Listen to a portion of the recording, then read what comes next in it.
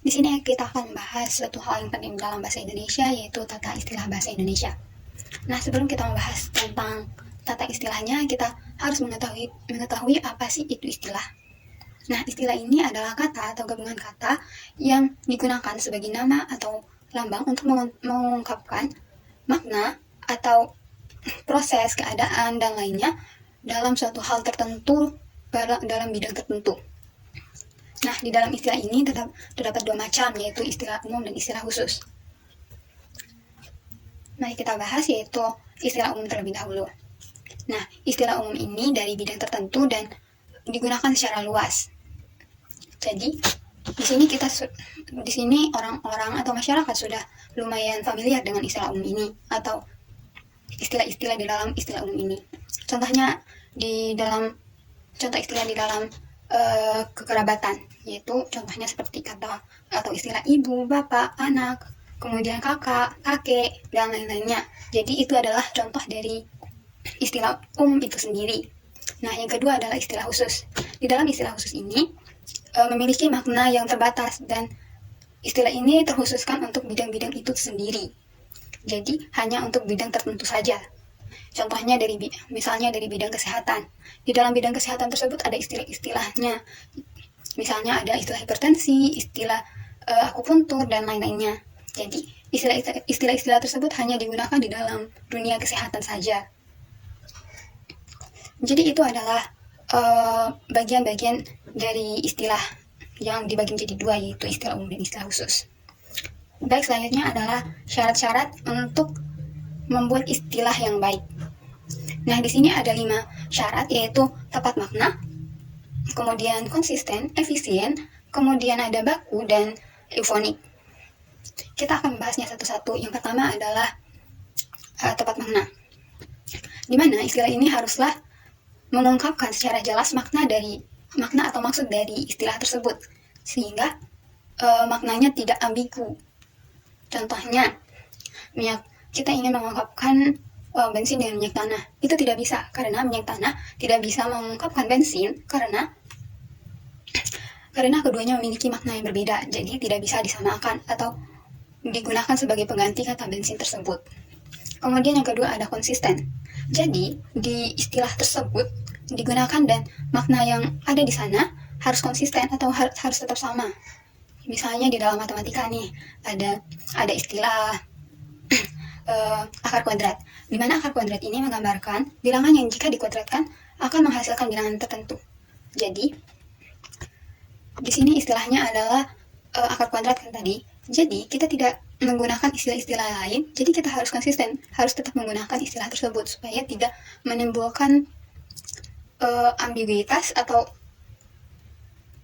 suatu hal yang tidak dimengerti karena adanya perbedaan tersebut. Jadi kita harus menggunakan istilah tersebut dengan konsisten. Kemudian yang ketiga ada efisien. Efisien di sini yang dimaksudkan adalah istilah tersebut haruslah ringkas dan mudah dipahami. Misalnya dari kata bandara atau istilah bandara. Jadi istilah bandara ini merupakan contoh dari efisien tersebut, di mana bandara ini merupakan istilah ringkas dari lapangan terbang untuk pesawat. Jadi itu adalah contohnya. Kemudian yang keempat ada baku, di mana istilah itu harus mengikuti kaidah bahasa yang berlaku pada tempat tersebut atau negara atau daerah tersebut. Misalnya kata analisis dan analisa itu seolah sama, padahal analisis merupakan bentuk baku, sedangkan analisis merupakan bentuk tidak bakunya. Jadi seharusnya kita menggunakan kata bakunya, karena istilah itu harus mengikuti syarat-syarat tadi, yaitu baku. Syarat istilah yang terakhir adalah eufonik. Dimana eufonik ini adalah kata atau frasa yang enak didengar, dimana contohnya seperti pramugari dengan hoster udara. Ini artinya sama, tapi untuk kedengarannya atau bagi kita yang mendengarkan kata atau istilah tersebut lebih enak didengar dengan pramugari kan daripada hoster udara. Jadi istilah tersebut harus enak didengar. Jadi untuk sebuah istilah harus memenuhi kelima syarat tadi. Selanjutnya ada pembentukan istilah, di mana pembentukan istilah ini terbentuk dari beberapa cara. Yang pertama ada penerjemahan, kemudian penyerapan, kemudian yang ketiga ada gabungan dari penyerapan dan penerjemahan ini, dan yang terakhir adalah pembentukan baru. Nah, kita akan membahas yang penerjemahan terlebih dahulu, di mana kita menerjemahkan atau mentranslate atau mengartikan dari bahasa lain atau bahasa asing ke dalam bahasa Indonesia. Contohnya ada screenshot, di mana screenshot ini apabila diterjemahkan ke dalam bahasa Indonesia diartikan sebagai tangkap layar. Atau contoh selanjutnya ada software, di mana software ini juga berasal dari bahasa Inggris kemudian diterjemahkan ke dalam bahasa Indonesia menjadi perangkat lunak. Selanjutnya ada penyerapan. Nah, penyerapan ini kita menyerap atau memasukkan dari bahasa asing atau bahasa lainnya ke dalam menjadi bahasa Indonesia, seperti istilah export. Export ini berasal dari bahasa Inggris, kemudian diserap ke dalam bahasa Indonesia menjadi ekspor. Kemudian contoh selanjutnya ada teknologi, di mana teknologi juga dari bahasa Inggris, kemudian diserap ke dalam bahasa Indonesia menjadi teknologi. Kemudian kita masuk ke dalam cara ketiga, yaitu gabungan dari penyerapan dan penerjemahan. Contohnya adalah dark cell, di mana dark tersebut diartikan ke dalam bahasa Indonesia menjadi gelap, kemudian cell diserap ke dalam bahasa Indonesia menjadi sel. Jadi, sehingga diartikan dark cell tersebut ke dalam bahasa Indonesia diartikan menjadi sel gelap. Kemudian yang terakhir cara keempat yaitu pembentukan baru. Di sini kita menciptakan istilah baru dari istilah yang sudah ada. Nah, di sini contohnya seperti gawai. Gawai ini berasal dari kata yang sudah ada yaitu gadget, kemudian dibuatkan pembentukan baru menjadi gawai. Baik, itu merupakan pembentukan istilah dengan 4 cara yang sudah dijelaskan tadi, yaitu penerjemahan, penyerapan, kemudian gabungan dari penyerapan dan penerjemahan, dan yang terakhir adalah pembentukan baru.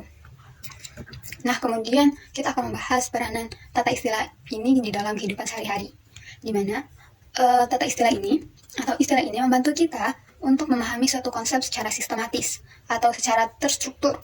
Kemudian, menjadikan hal ini penting terutama pada beberapa bidang atau bidang-bidang lain seperti bidang pendidikan, kemudian bidang akademik, kemudian profesi, kemudian teknologi, yang dimana bagian teknologi selalu atau terus berkembang, apalagi untuk masa depan. Itu merupakan peranan tata istilah di dalam kehidupan kita sehari-hari. Kemudian contoh permasalahannya dalam kehidupan, misalnya di dalam dunia kesehatan. Nah, di sana kan banyak istilah-istilah yang sebagaimana orang awam itu belum mengerti kan.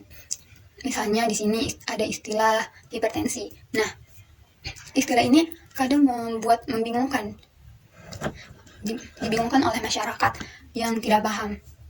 Jadi, untuk menjadi solusinya, para tenaga medis sebaiknya menjelaskan istilah tersebut dengan bahasa yang mudah dimengerti, yang dengan penjelasan tambahan dengan bahasa-bahasa yang mudah dimengerti oleh masyarakat awam.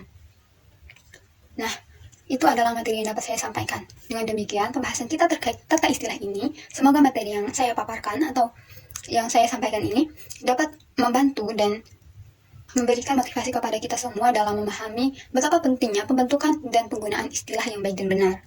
Jadi, jangan lupa menggunakan bahasa Indonesia dengan baik dan benar. Dengan demikian, saya ucapkan terima kasih. Wassalamualaikum warahmatullahi wabarakatuh.